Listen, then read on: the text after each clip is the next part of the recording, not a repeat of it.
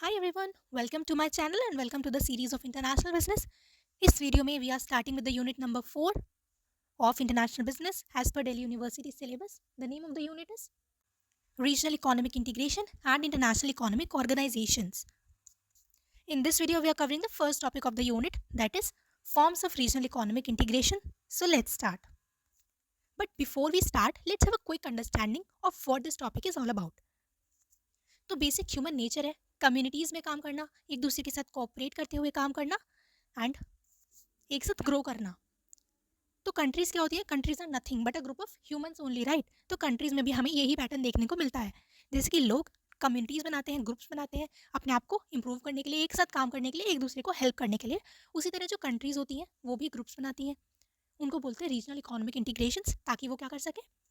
Business में improve कर सकें, ट्रेड में, इकोनॉमिक कॉपरेशन में इंप्रूव कर सकें, एक दूसरे को हेल्प कर सकें. इसलिए जो कंट्रीज़ हैं वो भी ऐसे ही ग्रुप्स बनाती हैं. वही हमें इस टॉपिक में पढ़ना है कि किस किस टाइप्स के हमारे वो ग्रुप्स होते हैं और उन ग्रुप्स को बोलते हैं रीजनल इकोनॉमिक इंटीग्रेशन.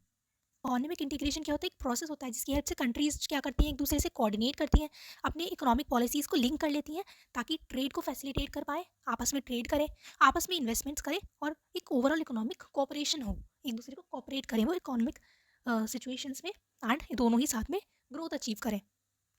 सो जैसे कि हमारी नॉर्मल लाइफ में there are different kinds of friendships and relationships that we experience. Some people are very close to us, some are just hi hello friends. Similarly जो regional economic integration होता है ये भी different different types का होता है. Let's start with the first one, that is preferential trade agreements. A preferential trade agreement is the most basic form of economic integration where countries agree to reduce tariffs on certain goods and services traded between them. However, full elimination of tariffs is not required and only selected products benefit from the tariff reduction. तो preferential trade agreement क्या होता है? इसमें क्या करती है? Countries decide करती हैं. जैसे दो कंट्रीज हैं, दोनों ने डिसाइड करा कि अगर हम इन पर्टिकुलर चीज़ों को मैं आपसे इंपोर्ट करूंगी तो इन चीज़ों पे जो टैक्स होगा वो मैं कम कर दूंगी. लाइक दूसरी अगर पूरी दुनिया से अगर मैं उस चीज़ पे 20% टैक्स लगा रही हूँ उस पर, तो आपसे सिर्फ मैं 15% लगाऊंगी. तो इस तरीके का जो एक अग्रीमेंट होता है कंट्रीज़ के बीच में उसको बोलते हैं प्रेफरेंशियल ट्रेड एग्रीमेंट. तो यहाँ पर क्या हो रहा है? कुछ पर्टिकुलर चीज़ होती है उनके ऊपर जो इम्पोर्ट ड्यूटी होती है उसको कम कर दिया जाता है. मतलब कंप्लीटली खत्म नहीं किया जाता, उसको सिर्फ रिड्यूस किया जाता है. That is called preferential trade agreement. But rest of the world के साथ दोनों कंट्रीज़ की अपनी अलग ट्रेड पॉलिसी है. उसकी मर्जी वो रेस्ट ऑफ द वर्ल्ड को कितने में इंपोर्ट कर रही है चीज़ें और मेरी मर्जी मैं कितने रेट पे इंपोर्ट कर रही हूँ. सिर्फ हम दोनों के बीच का ये एग्रीमेंट होता है. नॉन मेंबर्स जो है हमारे इस एग्रीमेंट में, जो लोग मेंबर नहीं है, उनके साथ हम कुछ भी कर सकते हैं. उनको हमें ज़्यादा में देना, हम उनको ज़्यादा में देंगे. सस्ते में इंपोर्ट करना है, सस्ते में करेंगे. तो इसको बोलते हैं प्रेफरेंशियल ट्रेड एग्रीमेंट.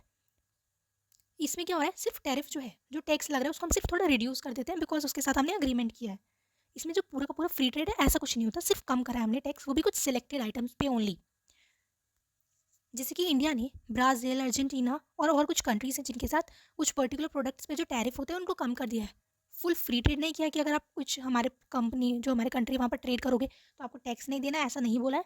सिर्फ जो टैक्स का रेट था कम कर दिया है ब्राज़ील, अर्जेंटीना के साथ. इसको बोलते हैं पीटीए, प्रेफरेंशियल ट्रेड अग्रीमेंट. ये ऐसा हो गया जैसे कि मान लो आपके बहुत सारे फ्रेंड्स हैं बट एक पर्टिकुलर पर्सन है जो कि आपका बेस्ट फ्रेंड है, तो उसके साथ आपने लाइक मान लो आपकी कोई स्टेशनरी शॉप है तो आप उसको कोई चीज़ जो है चीप रेट पे दे रहे हो, फ्री में नहीं दे रहे हो, चीप रेट पे दे रहे हो. But rest of the friends जो आपके हैं उनको आप एग्जैक्ट नॉर्मल प्राइस पे दे रहे हो, बट उस पर्टिकुलर फ्रेंड को आप उस चीज़ को चीप रेट पे दे रहे हो. यही होता है हमारा preferential trade agreement. Second one is free trade agreement. तो उसके नाम से आपको हिंट मिल गया होगा. लेट्स सी ये क्या होता है. Free trade agreement is a higher level of integration where countries remove tariff, quotas and other trade barriers on most goods and services traded among them. अब मान लो कि जैसे आप उस फ्रेंड को पहले चीप रेट में दे रहे थे और अब आप उसको फ्री में ही देने लग गए स्टेशनरी, तो उसको बोलते हैं फ्री ट्रेड अग्रीमेंट. यहाँ पर कंट्रीज क्या करती हैं? जो उनके बीच का ट्रेड हो रहा है उसको फ्री कर देती हैं, यानी इंपोर्ट और एक्सपोर्ट पे टैक्स लगेगा ही नहीं. That is called free trade agreement. आप हमारे कंट्री में इंपोर्ट करोगे, एक्सपोर्ट करोगे, डजेंट मैटर, कोई भी हम वहाँ पे टैक्स नहीं लगाएंगे. That is the FTA. तो जो भी एक फ्री ट्रेड एग्रीमेंट होगा उसके अंदर जो मेंबर्स होंगे उनके बीच में कोई भी ज़्यादा बैरियर्स नहीं होते हैं, कोई टैक्स की रिस्ट्रिक्शंस नहीं होती हैं. बट अगैन हम दोनों के बीच में अग्रीमेंट हुआ है. मैंने बोला कि मैं तुझे स्टेशनरी फ्री दूंगा, but rest of the words के साथ मैं कैसे डील कर रहा हूँ, मुझे उन्हें फ्री में देना है कि नहीं, वो मेरी मर्जी है, मेरे को उनको कितने में देना है. तो जो नॉन मेंबर्स होते हैं उनके साथ हम अपना अलग टैक्स रख सकते हैं.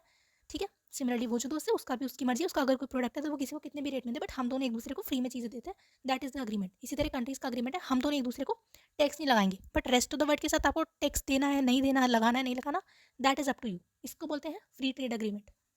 सो trade among members is duty free. Members के बीच में कोई टैक्स नहीं लगेगा. बट नॉन मेंबर कंट्रीज के साथ each member maintain its own tariff structure and trade policy.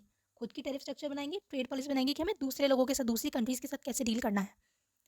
जैसे कि there is a very famous economic integration NAFTA, that is North American free trade agreement. इसमें क्या होता है, जो यूएस से कनाडा एंड मैक्सिको है, आप तो इस चीज़ को रिप्लेस कर दिया भाई USMCA, but earlier it was US से कनाडा एंड मैक्सिको, जिन्होंने ये नाफ्ता बनाया था। इन लोगों ने क्या किया, हमारे बीच मतलब इन तीनों कंट्रीज के बीच में, यूएसए कनाडा मैक्सिको, कोई भी इंपोर्ट एक्सपोर्ट करेंगे तो इन दोनों में क्या नहीं लगेगा, कोई भी टैक्स नहीं लगेगा। तो this is a solid example of free trade agreement. इसी तरीके से एक और एक ग्रुप है, that is south east Asian Nations का ग्रुप। तो उसमें भी उनका एक ट्रेड एग्रीमेंट होता है कि हम लोग आपस में टैक्स नहीं लेंगे। ऐसे बहुत सारे ऑर्गेनाइजेशन है, ये लोग ये सब चीज़ें भी हम लोग इसी यूनिट में पढ़ने वाले हैं। अभी हम लोग सिर्फ टाइप देख रहे हैं, तो ये एक टाइप होता है जहाँ पे ट्रेड दो कंट्रीज़ के बीच में या दो से ज़्यादा कंट्रीज़ के बीच में एकदम फ्री होता है, कोई टैक्स, कोई टैरिफ, कोई कोटा नहीं लगता है। Third one is customs union. A customs union builds upon an FTA by adding a common external tariff on goods imported from non-member countries. This means that all member countries apply the same tariff rate to external trade, ensuring uniformity in trade policies. तो जैसे कि हमने free trade agreement में देखा कि हम दोनों ने जो है, दो कंट्रीज ने फ्री ट्रेड अग्रीमेंट किया, तो हम दोनों के बीच में कोई भी टैक्स नहीं लगेगा। बट इसमें क्या था, फ्री ट्रेड अग्रीमेंट में बाहर वाली कंट्रीज के साथ आप कैसे डील कर रहे हो उससे हम दोनों को कोई मतलब नहीं है। But when we come to customs union, ये कॉम्बिनेशन होता है फ्री ट्रेड अग्रीमेंट का, और इसमें एक एक्स्ट्रा रूल आ जाता है जो कि आपने गेस कर लिया होगा। हाँ, तो पहली बात, फ्री ट्रेड अग्रीमेंट है, यानी जो मेंबर है कस्टम यूनियन के, जो मेंबर है आपस में ट्रेड करेंगे, एक दूसरे पे कोई भी टैक्स, टैरिफ, कोटा, रिस्ट्रिक्शन नहीं लगाएंगे। साथ ही साथ अगर ये कंट्रीज़ एक कस्टम यूनियन के मेंबर हैं और ये कंट्रीज़ किसी बाहर के कंट्री से डील कर रहे हैं, मतलब जो इस कस्टम यूनियन का मेंबर नहीं है, नॉन मेंबर कंट्री से अगर आप कोई गुड्स ले रहे हो, तो इस यूनियन की जितनी भी कंट्रीज़ हैं उनको एक ही इम्पोर्ट टैक्स लगाना पड़ेगा। ऐसा एक रूल होता है कस्टम यूनियन के अंदर। मतलब इस यूनियन में मान लो हमने मिलकर डिसाइड किया कि किसी भी कंट्री से अगर आप इंपोर्ट करोगे तो हम 10% टैरिफ लगाएंगे। तो इस यूनियन के अंदर, कस्टम यूनियन के अंदर जितनी भी कंट्रीज़ हैं, वो किसी भी अगर नॉन मेंबर कंट्री से इंपोर्ट कर रही हैं तो उन्हें यही पर्टिकुलर जो रेट बोला है इंपोर्ट टैक्स का लगाना पड़ेगा। ऐसा कोई भी रूल फ्री ट्रेड में नहीं होता, उसमें फ़र्क नहीं पड़ता कि आप नॉन मेंबर के साथ कैसे डील कर रहे हो, वो आपकी अपनी चिंता होती है। बट कस्टम यूनियन में नॉन मेंबर के साथ कितना टैक्स लगाना है वो भी एक डिसाइडेड होता है ग्रुप के अंदर, और वो आपको फॉलो करना पड़ेगा। सो यही यहाँ पर लिखा है, free trade with in the union, members के बीच में कोई भी टैक्स नहीं लगेगा। हाँ, common external tariff is impose on non members, मतलब जो भी नॉन मेंबर्स होंगे उन पर कॉमन टैक्स लगेगा। And members can not negotiate separate trade agreements with non members, और कोई भी जो हमने एक डिसाइड किया है अग्रीमेंट कितना लगाना है उसको आप नेगोशिएट नहीं कर सकते हो नॉन मेंबर्स के साथ। जितना रेट हमने बोला है उतना ही आपको इम्पोज करना पड़ेगा अगर आप किसी भी नॉन मेंबर के साथ डील कर रहे हो तो। इसका मतलब क्या हुआ, आप और आपकी फ्रेंड ने अगर एक कस्टम यूनियन बनाया, इसका मतलब है आप एक दूसरे के साथ तो फ्री ट्रेड अग्रीमेंट कर रहे हो, मतलब एक दूसरे से कोई भी पैसे नहीं ले रहे हो। For everything you are exchanging with each other, जो भी गुड्स आप एक्सचेंज कर रहे हो कोई पैसे नहीं ले रहे हो। बट आपने क्या मिलकर एक रूल बनाया है कि अगर किसी भी दूसरे फ्रेंड के साथ हम लोग कोई डीलिंग करेंगे तो उससे इतने रुपीज़ हमें चार्ज करने हैं, मैं भी करूँगा और तुम्हें भी करना पड़ेगा। इसको बोलते हैं customs union. I hope it is clear. If you have any doubt feel free to drop it in the comment section, I will surely reply. Next one is common market. A common market extends the customs union by allowing the free movement of labor, capital, and services among member countries. This enables people and businesses to operate across borders without major restrictions. Custom union में क्या था कि हम लोग एक दूसरे के साथ ट्रेड कर रहे हैं और टैक्स नहीं लगा रहे, उतनी ही हमारी अभी अग्रीमेंट था, उतनी ही फ्रेंडशिप हमारी है। कॉमन मार्केट में क्या होता है, और ज़्यादा हमारी रिलेशनशिप एक्सटेंड होता है। इसमें क्या होता है कि टैक्स तो हम लगा ही नहीं रहे एक दूसरे के ऊपर, जो बाहर के लोगों के साथ कैसे डील करना है वो भी हमने डिसाइड कर लिया है। बट साथ ही साथ दो कंट्रीज़ ने अगर एक कॉमन मार्केट इस्टेब्लिश की है, एक अग्रीमेंट बनाया कि हम लोग एक कॉमन मार्केट बनेंगे, तो इसमें क्या होगा कि जो लेबर है, कैपिटल है, सर्विसेज है, वो जो भी मेंबर कंट्रीज़ होंगे कॉमन मार्केट की, फ्रीली कहीं भी जा सकते हैं, कहीं भी मूव कर सकते हैं। कोई लेबर है, किसी पर्सन को जाना है, कैपिटल आपको कहीं से कहीं ले जाना है, सर्विसेज देनी है एक कंट्री से दूसरी कंट्री में, फ्रीली सब कुछ अलाउड होता है। That is called a common market. इससे क्या होता है, जो लोग होते हैं, बिजनेस होते हैं, वो अक्रॉस बॉर्डर्स ऑपरेट कर सकते हैं, कोई रिस्ट्रिक्शंस इन दोनों कंट्रीज़ के बीच में नहीं होती है। इट्स लाइक कि वो घर थे पहले, वो अलग अलग थे, अब इनके बीच की जो दीवार है उसको तोड़ दिया गया है। जिसको इधर जाना इधर जाओ, जिसको उधर जाना इधर जाओ, टैक्स लगेगा ही नहीं, पहले भी नहीं लग रहा था, कहाँ पे, कस्टम यूनियन में भी नहीं लग रहा था। घर से बाहर जो लोग हैं उनसे कैसे ट्रीट करना है वो हमने डिसाइड कर रखा है, और आपको लेबर ले जाना है, लेबर ले जाओ इधर से उधर, कैपिटल, सर्विसेज, कुछ भी करो, that is a common market. तो अगर इसको शॉर्ट में बोलें तो ये कस्टम यूनियन है, प्लस एक एक्स्ट्रा फ्रीडम यहाँ पर दे दी गई है कि जो सामान है, पैसे हैं, लोग हैं, फ्रीली मूव कर सकते हैं।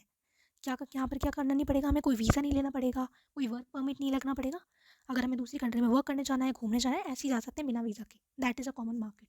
तो इन कंट्रीज़ की जो कंपनीज होंगी वो एक दूसरी कंट्री में जाके बिजनेस कर सकती हैं बिना किसी एक्स्ट्रा रूल्स के। इसका एक रियल लाइफ एग्जाम्पल है यूरोपियन इकोनॉमिक एरिया।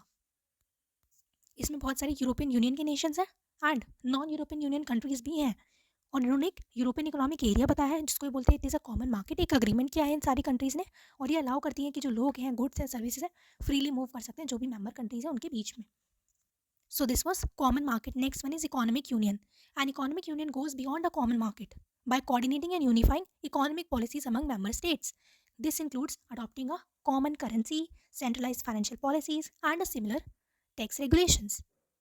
तो अब क्या होता है, कॉमन मार्केट वाले सारे रूल्स तो रहेंगे ही सेम, फ्री ट्रेड, बाहर वाले लोगों से कैसे डील करना है वो हम डिसाइड करेंगे, एक दूसरे की कंट्री में हम फ्रीली मूव कर सकते हैं, कोई वीज़ा नहीं लेना, ये सारी क्वालिटीज़ रहेंगी। साथ ही साथ और ज़्यादा इंटीग्रेशन होगा। वो कैसे होगा, हर कंट्री का जो टैक्स सिस्टम है, जो ट्रेड के रूल्स हैं और इकोनॉमी है, उन सबको इंटीग्रेट कर दिया जाएगा। मतलब एक ही करेंसी इस्टेब्लिश कर देंगे। जो भी कंट्रीज एक इकोनॉमिक यूनियन की मेंबर बनी ना, उनकी करेंसी एक ही होगी, ठीक है। उनका जो इकोनॉमिक पॉलिसीज होंगी वो सेम होंगी। इस तरीके से मतलब वो देखने में सिर्फ अलग अलग कंट्रीज होंगी, बट इन शॉर्ट वो एक्चुअली में एक ही कंट्री की तरह हमें दिखेंगी। कॉमन करेंसी रहेगी, उनकी पॉलिसीज होंगी वो भी सेम रहेंगी, एंड जो टैक्स रेगुलेशंस होंगे वो भी सेम रहेंगे। इसको बोलते हैं एक economic union. It will have all the features of a common market, जैसे कि free trade, free movement of labour and capital, common monetary and fiscal policies among member countries. ठीक है, जो पॉलिसीज होंगी कॉमन होंगी, जितनी भी मेंबर कंट्रीज हैं सब पे सेम पॉलिसी लगा देंगे। एंड दे में involve a shared currency and central financial institutions. Example क्या है इसका, यूरोपियन यूनियन। तो यूरोपियन यूनियन में जितनी भी कंट्रीज हैं उनके जो है कॉमन करेंसी है, दैट इज़ यूरो। उनका एक सेंट्रल बैंक है, that is European central bank, और जो उनकी इकोनॉमिक पॉलिसीज होती हैं कोऑर्डिनेटेड होती हैं। तो जैसे कि आप नोटिस करेंगे कि धीरे धीरे क्या हमें एक स्टेज दिख रहा है, फ्लो होते हुए दिख रहा है, कि पहले सिर्फ हमने एक जो टैक्स था उसको थोड़ा रिड्यूस किया था, फिर हमने टैक्स को टोटली फ्री कर दिया, फिर हमने क्या किया, जो बाहर के लोग हैं उनसे कैसे डील करना है इसके ऊपर भी रूल बना लिए सेम, फिर हमने फ्री ट्रेड अलाउ कर दिया, फ्री मूवमेंट अलाउ कर दिया कंट्रीज़ के बीच में। और अब क्या हो गया, इकोनॉमिक यूनियन के अंदर हमारी जो पॉलिसीज़ हैं, monetary policy, physical policy, currency, सब कुछ सेम है। तो जो नेक्स्ट स्टेज आती है, that is the last stage, that is political union. A political union is the highest level of economic integration. मतलब ये एक हाईएस्ट पोजीशन है जहाँ पर कंट्रीज इंटीग्रेट कर सकती हैं, where countries not only unify their economies but also form a single government with common laws, defense, and foreign policies. This involves a shared constitution, judiciary, and governance structure. तो economies तो हमारी ऊपर ही unite हो गई थी economic union जब हमने बनाई थी, बट ये होता है जब कंट्रीज और ज़्यादा ये आपस में यूनाइट होती हैं। ये एक highest level of economic integration होता है, जाके ना कि सिर्फ कंपनीज जो कंट्रीज होती हैं वो अपनी इकोनॉमी को यूनिफाई करती हैं, बट ऑल्सो एक सिंगल गवर्नमेंट फॉर्म करती हैं। मान लो इंडिया और पाकिस्तान है, उनकी एक सिंगल गवर्नमेंट फॉर्म हो गई, एंड दोनों के ऊपर कॉमन लॉ लग रहा है, defence same, foreign policy same, एक ही कॉन्स्टिट्यूशन, एक ही जुडिशरी, एक ही गवर्नेंस स्ट्रक्चर, तो उसको बोलेंगे कि it is a political union. A single central government जो कि सारे मेंबर स्टेट्स को ओवरसी कर रही होगी, उनकी फॉरेन, डिफेंस और इकोनॉमिक पॉलिसीज यूनिफाइड होंगी। कंट्रीज जो है वो अपनी सॉवरेनिटी, मतलब अकेले अकेले डील नहीं करेंगे अब वो इकोनॉमिक और पॉलिटिकल मैटर्स में, अब वो एक हो गए हैं, वो एक कंट्री की तरह बन चुका है। उसको बोलते हैं पॉलिटिकल यूनियन। मतलब क्या होगा, एक ही गवर्नमेंट होगी, एक ही आर्मी होगी हमारी, और लॉ सिस्टम एक होगा हमारा, तब हम बोलेंगे कि एक पॉलिटिकल यूनियन बन चुकी है। तो इसका एग्जांपल तो सबको ही पता होगा, यूनाइटेड स्टेट्स ऑफ अमेरिका। तो ये क्या होता है, एक फेडरेशन होता है जहाँ पे जितने भी स्टेट्स उस गवर्नमेंट के अंदर कॉपरेट कर रहे हैं उनकी सेम पॉलिसी, सब कुछ सेम, ठीक है। एक तरीके से आप उसको एक ही कंट्री, एक ही नेशन मान के चल सकते हो। तो ये थी हमारी 6 forms of regional economic integration, and to be honest इनको हम 6 स्टेजेस भी बोल सकते हैं। हो सकता है कि कुछ कंट्रीज़ किसी पर्टिकुलर स्टेज पे रुक जाए, कुछ कंट्रीज़ आगे बढ़े। तो इस तरीके से जो है इकोनॉमिक इंटीग्रेशन होता है। क्विक रिकैप करते हैं। सबसे पहला हमने पढ़ा प्रेफरेंशियल ट्रेड एग्रीमेंट। इसमें कंट्रीज़ कुछ सिलेक्टेड चीज़ों पर जो इंपोर्ट ड्यूटी होती है उसको कम कर देती हैं। फिर फ्री ट्रेड एग्रीमेंट था, 2 कंट्रीज़ हैं, बीच में जो है ट्रेड है उसको फ्री कर दिया बिल्कुल। फिर कस्टम यूनियन, कि जो बाहर से अगर आप किसी पर्सन के साथ डील कर रहे हो उसके साथ कैसे डील करना है, कितना रेट उस पर इम्पोर्ट टैक्स लगाना है, वो भी हम आपको बता रहे हैं। दैट इज मतलब मेंबर्स को एक ही इम्पोर्ट रेट नॉन मेंबर्स पे लगाना है, that is a customs union. Then fourth one was a common market, कि जो कंट्रीज हैं उन्होंने अपनी एक तरीके से बाउंड्री हटा दी है, वीज़ा, वर्क परमिट कुछ नहीं लगेगा, जो लोग हैं, पैसे हैं, लेबर है, रॉ मटेरियल है, फ्रीली मूव कर सकता है एक कंट्री से दूसरी कंट्री में, कोई भी वीज़ा, कोई भी परमिट की ज़रूरत नहीं पड़ेगी। Fifth one was economic union. यहाँ पे क्या किया, कॉमन मार्केट तो था ही, साथ ही साथ और इंटीग्रेशन कर दिया। जो इकोनॉमिक पॉलिसीज थी, टैक्स सिस्टम था, ट्रेड था, सेम कर दिया, और जो करेंसी थी वो भी एक हो गई है, that is economic union. And the last one was political union. इसमें है कि कुछ अलग बचा ही नहीं है, पॉलिटिकल कंट्रोल भी नहीं बचा कंट्री के पास अपना खुद का। दोनों कंट्रीज़ की जो पूरा कॉन्स्टिट्यूशन है, लॉ है, जुडिशरी, गवर्नमेंट, सब कुछ सेम है, डिफेंस, इकोनॉमी, आर्मी, सब कुछ जब एक दो कंट्रीज़ अपना मिला लेती हैं, that is called a political union. तो इस तरीके से इंटीग्रेट करके कंट्रीज़ अपनी ट्रेड एफिशिएंसी को इंक्रीज़ कर सकती हैं, कंज्यूमर्स के लिए कॉस्ट को कम कर सकती हैं, इकोनॉमिक स्टेबिलिटी मेंटेन कर सकती हैं, पॉलिटिकली और इकोनॉमिकली स्ट्रॉन्ग इन्फ्लुएंस बिल्ड कर सकती हैं वर्ल्ड में अपना, और एम्प्लॉयमेंट और इन्वेस्टमेंट ग्रोथ को अचीव कर सकती हैं। ठीक है, तो इसलिए जो कंट्रीज़ होती हैं वो ग्रुप्स बनाती हैं जिनको हम लोग बोलते हैं इकोनॉमिक इंटीग्रेशन। बट हर चीज़ की एक नेगेटिव साइड भी हो सकती है, होती है मतलब एक्चुअली। तो एडवांटेजेस तो हमने इसके बहुत सारे पढ़े अभी तक, थोड़ा सा डिसएडवांटेज वाली साइड भी देख लेते हैं। तो हो सकता है कि नेशनल सॉवरेंटी मतलब उस पर्टिकुलर कंट्री का अपनी खुद की फ्रीडम थी, कंट्रोल था अपनी पॉलिसी पे, वो हो सकता है वो लूज़ कर दे इसकी वजह से।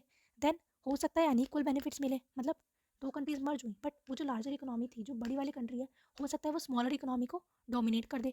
ठीक है, मतलब उसका जो है वो उसको यूज़ करे, उनको सही उनके राइट्स वगैरह ना मिले, ये प्रॉब्लम हो सकती है। Then risk of economic spillovers, a financial crisis in country can affect the entire region. अब वो लोगों ने एक यूनियन बना लिया, तो अगर एक कंट्री को कुछ होगा, कोई फाइनेंशियल क्राइसिस होगी, तो पूरा का पूरा रीजन अफेक्ट होगा। वहीं अगर ये कंट्री यूनियन में नहीं होती, अलग अलग होती, तो फिर ऐसा शायद नहीं होता। तो ये भी एक रिस्क होता है। फिर इम्प्लीमेंटेशन चैलेंजेस, मतलब एक यूनियन, दो कंट्रीज़ को एक करना is a very big task. तो इसमें बहुत ज़्यादा कोऑर्डिनेशन की, पॉलिटिकल विल की ज़रूरत है, क्योंकि definitely people are going to oppose it, there will be challenges, तो it is not a easy task to do. And the fifth one is cultural and political differences. तो जब countries integrate होंगी, हर country का अपना culture होगा, हर country की अपनी language होगी, ट्रेडिशंस होंगे, तो हो सकता है कि इसकी वजह से भी इंटीग्रेशन में डिफिकल्टी आए। तो these were the disadvantages of economic integration. So economic integration के बहुत सारे बेनिफिट्स भी हो सकते हैं, बहुत सारे डिसएडवांटेजेस भी हो सकते हैं। कंट्रीज़ क्या करती हैं, अपनी सिचुएशन को स्टडी करती हैं एंड उसके अकॉर्डिंग डिसाइड करती हैं कि हमें इंटीग्रेशन करना है या फिर नहीं करना है। This was all we needed to know about the types of economic integration.